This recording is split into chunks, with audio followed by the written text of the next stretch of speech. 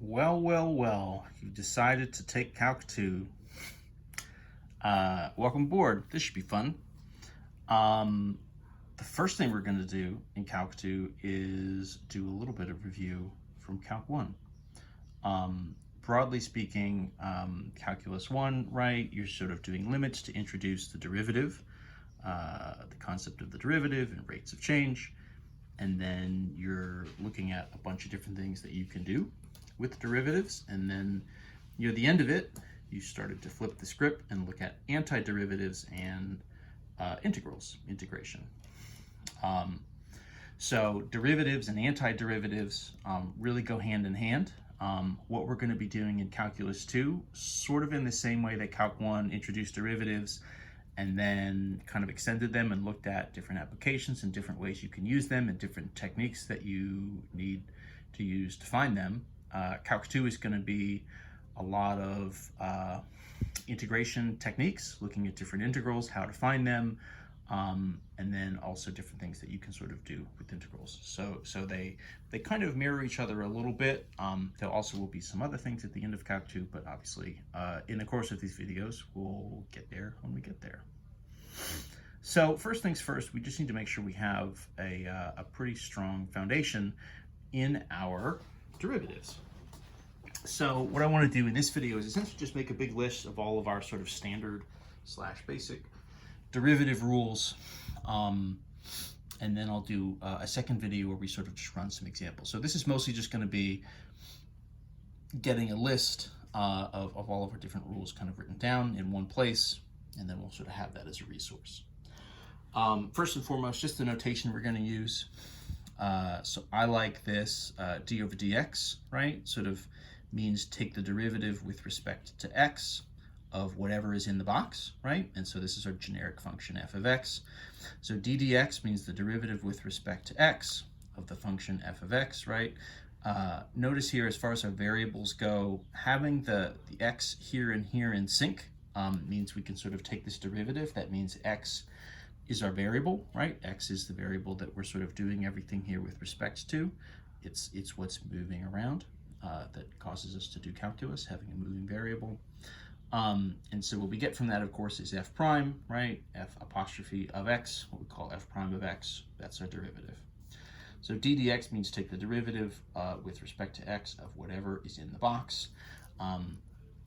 Through the course, we'll sort of change the variable around from time to time just for fun. X, as always, kind of in algebra, is sort of our standard go-to variable, but it's totally arbitrary. You could use RST, right? YW, V, ABC, less common. Those sort of early letters in the alphabet don't get to be the variable as much in terms of functions. For no good reason, honestly. Again, it's all arbitrary. You can use Greek letters if we're doing trig stuff. Sometimes you'll have a theta in there, right? Our kind of go-to angle variable.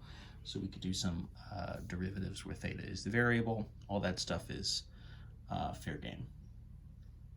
So let's start. So just to refresh, right?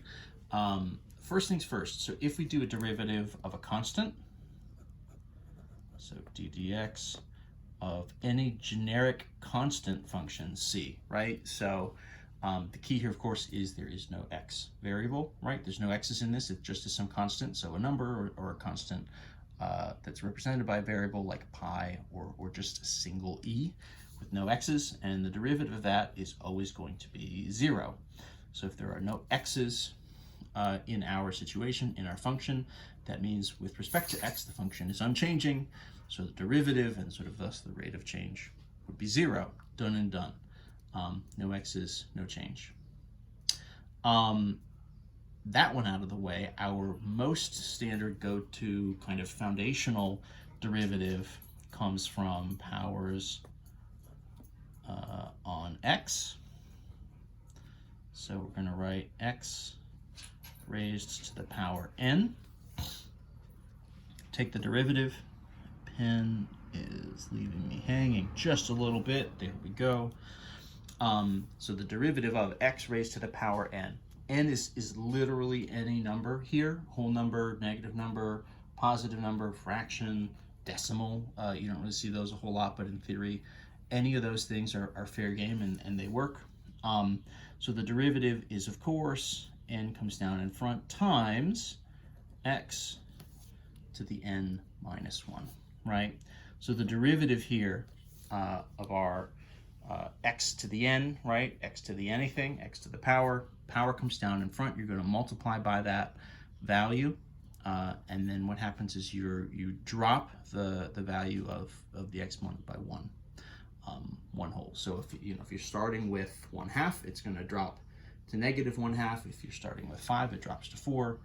If you're starting with 3.2, it drops to 2.2, right? All those things happen. They all follow the same pattern. So that's what we call our power rule.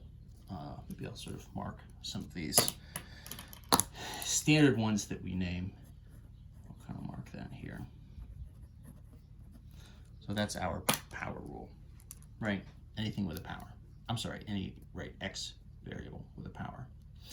A couple generic ones to sort of get us where we need to go. Now we have kind of one rule that actually does a lot for us, but we need a couple more things to really make it more useful. So if I do a derivative of any function times a constant value,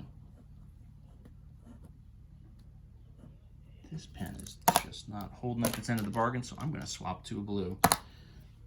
Apologies for the color change halfway through. So the derivative of any constant times a function f of x. So f of x, again, is totally generic, right? This is a generic function. This could look like any old thing. So this is anything, right? In theory, the only thing we know how to take a derivative of right now is some sort of x to a power. So maybe this is x to the 5 or something, right? And so there's some sort of constant out in front of that. So maybe this is 3 times x to the 5. So this is boring. The constant in front doesn't really affect anything at all. All we're going to get here for our derivative is just that same constant times whatever the derivative for the function was going to be anyway, right? So constant out in front doesn't really change anything. It's really just sort of along for the ride. It won't affect the rate of change, only in as much as it if it's multiplied by the original, it sort of stays put and also will multiply by whatever the derivative is. We can also do addition subtraction. If I have combinations of two different functions, so plus and minus. If I'm looking to sort of add and subtract two functions together, right, and then take a derivative of that like a combination, and in theory you could then extend that to write 3 functions, 4 functions, 5 functions, right? What happens if I try to take a derivative when I'm adding or subtracting two things together? And the answer is exactly what you would hope, which is the extremely boring scenario where all you need to do is take the derivative of the two things and then add or subtract those derivatives together, right? So if you're adding or subtracting plus minus, and you take a derivative, you get everything in the exact same position. You're just taking and adding or subtracting the two derivatives together. So extremely boring, nothing fun, very sort of just like solid middle of the road stuff. Obviously, if we start to combine this sort of power rule stuff with this, right, multiplied by the constant with this sort of plus minus kind of stuff, that gets us the ability to sort of write and take derivatives of polynomials, any kind of polynomial, or different types of square root, cube root kind of things, even some rational kind of things, right? Any kind of x to a power. So not just a polynomial where its powers, right, 5, 6, 7, 8, 9, 10 kind of thing, but any kind of awkward powers too. But you can add and subtract, right, a series of those things together. So it's not just 5 times x to the 4 that I can take a derivative of. I could also do, right, 3 times x cubed plus 10 times x squared minus 3 times x plus 10 or something, right? A whole, multi-term polynomial. I can take derivatives of that, just bam, bam, bam, one piece at a time, no big deal. A couple other foundational functions that we're going to work with. So one of our go-to functions is going to be e to the x. E to the x has the extremely special property that it is its own derivative. One of the reasons why we sort of care about e in the first place as a number. So e, right, is a constant number. E raised to the x is a function, right? Our sort of standard exponential function. E is what we call the sort of natural base. So e to the x is its own derivative. It has this sort of very special power where if you take a derivative, you just get the same thing again. It's sort of like you're making a copy. It has this pretty cool property. If we're going to deal with e to the x, probably we should also bring along its inverse function, which would be natural log of x. Remember, of course, natural logs, you can't put a negative number into a natural log. So depending on your situation, you may need to specify particular values for the x, or there may be an absolute value involved here. I'm just going to write it very generically, natural log of x, and sort of call it a day. The derivative of the natural log of x is 1 over x. And if you sort of think, right, that is also the same thing, right, as x to the negative 1. If you think to yourself, isn't that just a power rule? Wouldn't we get that from a power rule? If you tried to reverse engineer it so that you did a power rule and you ended up with negative 1 as your exponent, when you do a power rule, you're subtracting by 1, so you had to start with 0 to get negative 1 as an exponent, and anything to the 0, right, x to the 0 would not be a variable in some sense anymore, right? X to the 0, anything to the 0 is just 1. So x to the 0 would essentially be 1, would be a constant, and then the derivative of a constant is 0. So in theory, 1 over x, this sort of x to the minus 1, was kind of a missing value. We didn't really have a value for it before, but now we do.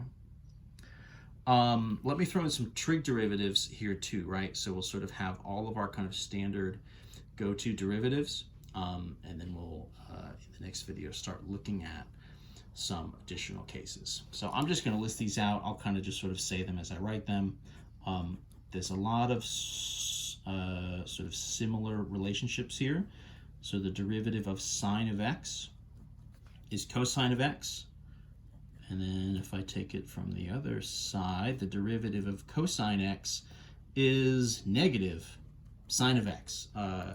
Almost sort of a perfect back and forth, sine to cosine, cosine to sine. Almost there, didn't quite make it, right? So sine goes to cosine goes to negative sine. 4 other kind of standard trig functions. If I do the derivative of tangent of x, I get the very not obvious derivative secant squared, right? So secant times secant of x, we'll just call it secant squared. If I do cotangent of x, right? So the reciprocal function for tangent, what I'm going to get is negative cosecant squared. Right, so a similar kind of pattern happening, in this case positive and negative, kind of in the same way we have positive and negative here with sine and cosine. So there are some relationships kind of happening. There's some patterns. The last two, if we actually try to take derivatives of secant of x, we get the very not obvious secant of x times tangent of x. So that's a twofer with two different functions involved, secant of x times tangent of x. So that one is very unexpected. You might be able to guess what I'm going to get if I do cosecant of x and take a derivative. So that's negative cosecant x times cotangent of x.